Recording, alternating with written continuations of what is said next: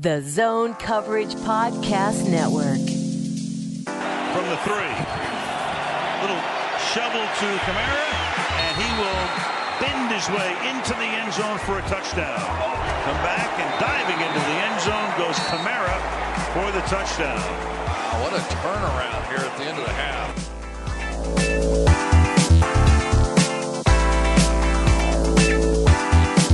All right, I'm just pressing the record button. We'll see what happens. Sam Ekstrom here at the TCO Performance Center the day after Minnesota Vikings lose 30-20 to the New Orleans Saints. This is the Zone Coverage Football Machine Reaction Show on the Zone Coverage Podcast Network. You can follow my work on Twitter at Sam Ekstrom, online, zonecoverage.com. Minnesota Vikings beat writer. Raucous atmosphere going in last night. A lot of montages being shown of the Minneapolis Miracle. Energy was at an all-time high. The pyrotechnics were amped up in the pregame. Great job by the U.S. Bank Stadium game ops. And it turned out to be a reversal of what the Vikings accomplished against Philadelphia a few weeks ago. Minnesota got revenge from their playoff loss. New Orleans gets revenge from theirs with a somewhat convincing 30-20 win. Minnesota didn't have a shot late, and it's amazing to consider that when the Vikings had a terrific chance to go into the locker room up by 10, instead they lose by 10 without much of a whimper in the fourth quarter. So I always try to look at the big picture first of all to start these podcasts. And I said on last week's show that if I were to either lose to the Saints or lose to the Lions, I'd rather lose to the Lions next week. I would have rather beaten the Saints last night because of what it represented from an NFC standpoint. You're only going to get one crack at the Saints. They win that head-to-head, and they take a pretty commanding 2.5 game lead on the Vikings in the NFC playoff chase. And against a good team like the Saints, who have now won 6 in a row, that's going to be tough to overcome. The Rams are 8-0. They're running away from the field. The bye might be sneaking away from the Vikings, who would have had a very legitimate shot had they won that game.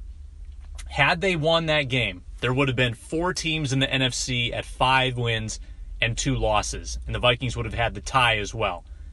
Now, Saints are up there with 6, Washington and Carolina with 5, Minnesota dropping back to the pack with 4. They fall behind the Bears as well in the NFC North. They play Chicago 2 games from now on November 18th out of the bye. So that's the big picture. The division still full of parity, still very much for the taking. Packers lose a heartbreaker.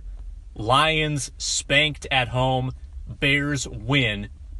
And the NFC North continues to be up and down. The Bears from top to bottom and then back to top in the span of 2 weeks. Just incredible shifting around of the NFC North hierarchy. Will they? They will. And Cousins will fire, and that is incomplete. Lattimore breaks it up, intended for Treadwell. 2 focuses I had after last night's game. Number 1, there was a certain amount of aggressiveness that displayed itself on 4th down. The Vikings gambled 3 times on 4th down. But the aggressiveness did not shine through, did not manifest itself in hurry-up situations. And we'll get to that in a second. But let's first talk about the 4th down. John DeFilippo and Mike Zimmer told the team this week that, hey, the plan is going to be in 4th and short, we're probably going to go for it. Be ready. Kirk Cousins said, bring it on. And they gave it to Cousins. Three times they trusted Cousins' arm on 4th down and 1. Twice at the goal line, once in the middle of the field. They got 2 touchdowns because of their aggressiveness. I mean, they tie that game up in the first quarter with the pass to Diggs, which was a gutsy play. A rollout and a precision, tight window throw to the front left corner. That was a great catch by Diggs, great throw by Cousins, and that had to be executed perfectly to work. Diggs taps the toes, Vikings tie the game. They converted late to Thielen, probably after it was too late, but on 4th and 1, they converted to Thielen at the 1. But it's that play in the middle that they'll want back. 4th and 1, you're at your own 45. and the Vikings go empty. That's the aspect that I think has been second guessed the most. The Vikings didn't leave themselves any option for play action. But then if you watch the play itself, it's still formulated in a way that should have worked. Aldrick Robinson ran a perfect short curl route about 3 yards past the sticks, a 5-yard curl, and he settled in a soft spot. Without seeing the all-22, we don't know exactly what Cousins was seeing. He might have been staring into the back of a lineman. There might have been a defensive lineman in his path. Robinson might not have been as easily accessible as he looked. But it also appeared like Thielen was open on an out-cutting route after faking the slant. So he had 2 players within 5 yards of the line of scrimmage. Cousins looks beyond that to Laquan Treadwell, who does not make a contested catch, which unfortunately is becoming his reputation. Sometimes you got to reel those in. Diggs and Thielen spoil Vikings fans. That much is certain. They make contested grabs all the time. If the pass is not on target, they'll bail out the quarterback. If it's thrown into a well-covered area, they'll bail out the quarterback. Adam Thielen making catches over people's helmets. Stephon Diggs with the late back shoulder turn, the adjustment at the goal line, the toe tap touchdown in the first quarter. Those are all plays where a normal average receiver might not make them, and we might not think anything of it. But Treadwell rarely makes plays that make the quarterback look good. And Marshawn Lattimore knocks it away. Good play by him. Treadwell won the route. He had the inside position, and he's got the catch radius, in theory, to make that play. And he doesn't make it. You certainly can question Treadwell, but that's what we know about Treadwell to be true, is that he's not often going to make those catches. You can question the formation. You can question Cousins as well for not looking at Robinson, not looking at Thielen. He had Diggs going on a deep vertical route. I'm not sure he was the first, second, or even third option on that play. But there was a lot of aggressiveness on those 3 4th downs, all throws. And the Vikings didn't hesitate. But then in end-of-half situations where they've struggled all year, and I wrote about this 4 weeks ago after the Rams game, how the Vikings had struggled in end-of-half particularly, and to some extent end-of-game situations. And that continues again. Now the beef yesterday, number one, the Vikings don't attempt to score with 30 seconds on the clock and 2 timeouts. So they were at the 25-yard line. Let's say they need to get to the 35 for a Dan Bailey field goal. That's 40 yards. With 2 timeouts, you've got at least 3 plays, maybe 4. You run a play, 6 seconds, run another play, 6 or 7 more seconds. You've probably got 4 plays to get 40 yards with a defense that is going to be playing a little bit softer to keep everything in front. You at least have to take 1 shot, right? Try to gain 15-20 on first down, get a chunk, and suddenly, if you get up near midfield and you've got 20 seconds left and a timeout in your pocket, and you've got the middle of the field at your disposal because of that timeout, you're 1 play away from being in position to score points. And interestingly, John DeFilippo admitted to me earlier this year that the team was going to be more conservative going into halftime. Not sure exactly what the logic was on that, but he said that they're not necessarily going to throw the kitchen sink going into halftime. They don't want to sacrifice maybe a lead if they have it. They don't want to see what happened to Thielen happen again, essentially. And Zimmer confessed that the fumble by Thielen and the turnaround influenced what he did before halftime. It sounded like he didn't want to see another mistake occur. And if you're going to play it conservatively, I think that's fine, but it doesn't really jibe with the aggressive approach that he was preaching on 4th down. Those 2 things don't seem to mesh to me. When teams regularly can chug down the field in less than a minute. If you watch end of game situations every week on NFL Red Zone, you see it every week where and the Bengals did it yesterday, where they get the ball a minute or less on the clock, and all it takes is a couple completions to get in field goal range. It's not quite as daunting as it might appear. And the other beef coming late in the game where the Vikings chew up 5 minutes and 9 seconds to get in the end zone, huddling inside the 10-yard line, running plays over the middle of the field. Might this have been more defensible if the Vikings were down just 2 scores? Sure. But knowing that they were probably going to need an onside kick at some point, they didn't leave themselves really any wiggle room. They score with just over 4 minutes left. They try the onside kick and miss. Suddenly the Saints get 2 first downs, and they've got the clock down to a minute, and the Vikings have no chance and no timeouts at that point. And that sort of plays into what I wrote about as well last night. The Vikings defense did not play as well in that game as I think a lot of people are latching on to. So let's look at the good, and there is some good. You intercept Drew Brees for the first time all year, and the first time since the divisional playoff game last year. That's solid. Great play by Harrison Smith. Terrific pressure by Stephen Weatherly. Brees looked uncomfortable under pressure there. You hold Brees to 120 yards. I went back in his game logs. That's his lowest total since December 19th, 2004, in a game where he played the whole way through. There have been games where he played early, they sat him down late in the game, he didn't play all 4 quarters, and he had lower totals. But it's been 14 years since Drew Brees had fewer yards than that. And it's funny, in that game, it was the Chargers and the Browns. San Diego shut out Cleveland 21-0. Drew Brees only threw it 6 times in that game. Just a fun sidebar. Last night, he goes 18 of 23 for 120 with a touchdown to Kamara on the shovel pass. And the Saints only scored 6 points on their own in the second half. 7 of those coming off the pick 6. But here's what you'll find if you look into this a little deeper, and you need to give these things a second look. The Saints did exactly what they wanted to do in the second half. They only possessed the ball 3 times, yet they won the time of possession after halftime. 15 minutes, 41 seconds of time of ball control in the second half. Drew Brees was 8 of 10. Most of those were first down conversions or close to it. He had 4 first down passes, and 2 passes got them within 1 yard of the sticks.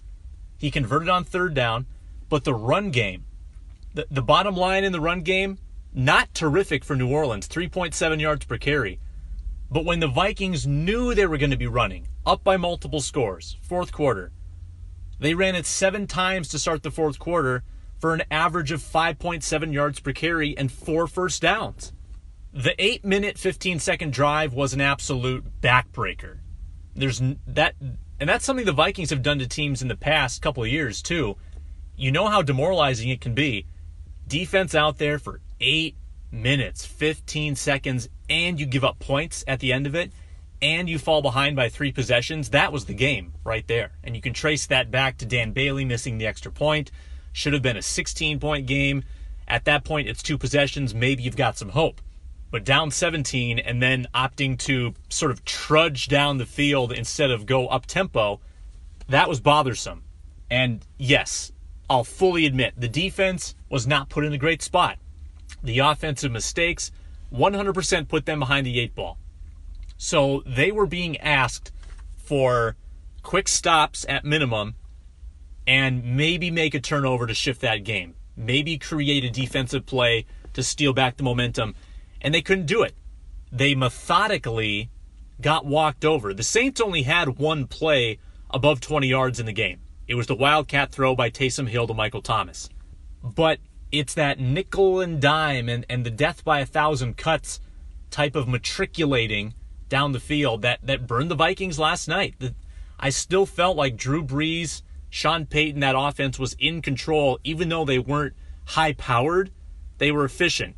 And Drew Brees said last night, it was grinded out. It was a little bit here, a little chunk here. And I think they played it perfectly in the second half. And I'm not going to praise the defense like a lot of people are today after they essentially only gave up 13, 16 points in the game that weren't gifted to the Saints. Zone Coverage Podcast Network reaction show. Again, I'm Sam Ekstrom. Pass caught by Thielen. And he launches the ball at the 13-yard line. And it's picked up. If it's a live ball, and it appears to be at this particular point, you got Lattimore coming the other way, and he'll take it to the 32-yard line. League on a percentage basis. And that's passed off at the 44-yard line by P.J. Williams, uncontested to the end zone. So let's dig into those mistakes a little bit more, those offensive mistakes. First, the Thielen fumble. One of the starker momentum changes that I think I've experienced with the energy getting sucked out of the stadium. And I think maybe Zimmer underestimated how he needed to grab that momentum back quickly. When you go down 17-13 after you felt like you should have been up by 10, and then to virtually kneel down on the ball, go into halftime to a booing crowd, that's deflating. And I think I understand where his head is at, but, and hindsight's always 20/20. But that had a big impact on this game, no doubt about it. Thielen said today in the locker room that he usually keeps it high and tight when he's going in traffic, and he left the ball a little bit exposed, trying to split through defenders. When Thielen has fumbled in his career, it's often been a fairly significant play. He had the game-losing fumble against Detroit week 4 last year. He botched a punt against Dallas to lose a game in 2016. And that one stung plenty yesterday against New Orleans. But ultimately, it's hard to come down too much on a guy who just set or tied an NFL record with Calvin Johnson for consecutive 100-yard games, 8 in a row. 103 yesterday. For the second straight half, it seemed like he got adjusted on. But I was watching Thielen pretty closely, too. I think he was playing a little bit bruised. There was a play in the first half when he got tangled up trying to block for Stephon Diggs, came up a little gingerly, and I'm not sure he was the same. We'll see if he's on the injury report this week. Thielen's a tough guy, might have just been a stinger, but I know Diggs had something as well. Diggs was holding his left abdominal after a wide receiver screen in the first half that I think limited him a tad after that point as well. So both receivers didn't really miss time, but both of them were battling through a little something last night that I think was subtly present. Maybe not evident to the naked eye, but I think there was something there with both of those guys. So how about the pick six to P.J. Williams? That's going to be debated for a while. Who takes the fall? It's sort of like that Keenum interception against Carolina last year where it hit Diggs in the helmet after he had to leap for it. Is it on Keenum for the high throw? Is it on Diggs for not hauling it in? And again, blame goes all around.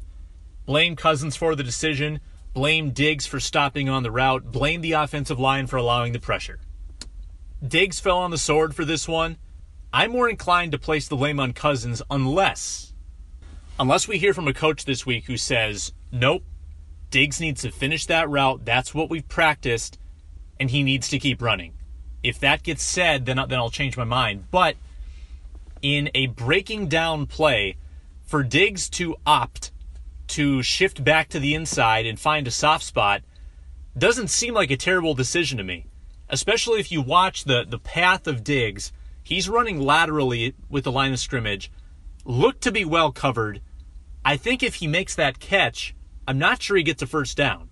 He's trying to get his team a first down there, tries to cut it back to the inside of the field where he probably gets it.